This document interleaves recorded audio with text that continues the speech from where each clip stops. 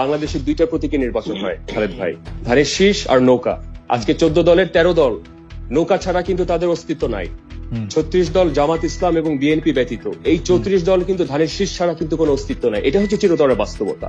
আমরা আমাদের গোলাপ ফুল দিয়ে এক ভোটও যদি হয়, জামানত বাজেয়াপ্ত যদিও হয়, তারপরেও নিজ প্রতীকে আমরা আমাদের জন্ম লগ্ন থেকে আমরা নিজ প্রতীকে আমরা নির্বাচন করে আসছি এবং সারা বাংলাদেশে আমাদের 2.5 থেকে আমাদের 3.5% আমাদের ভোট কিন্তু আছে এবং বৃহত্তর ফরিদপুর আসনগুলো কিন্তু আমাদের 10-15-20% ভোট আছে। এখন দেখেন আজকে তো যেহেতু বিএনপি নির্বাচনে আসছে না, আমাদের লেভারেজটা কিন্তু অনেকটা সত্যিকার অর্থে কিন্তু কমে গেছে।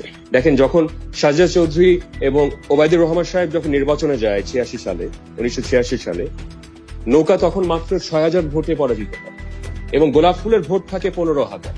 তো দাঁড়িপাল্লায় যখন আপনি দুইটা বৃহৎ দুইটি দল রাখবেন, জাকের পার্টি সুইং ভোটটা কিন্তু নির্ধারণ করতে পারে কোন দল ক্ষমতায় আসবে, কোন দল ক্ষমতায় থাকবে না সেটা আপনি কিন্তু এত চমৎকার বলছেন, মানে আপনার সাথে আমি দ্বিমত করার কোনো জায়গায় পাচ্ছি না।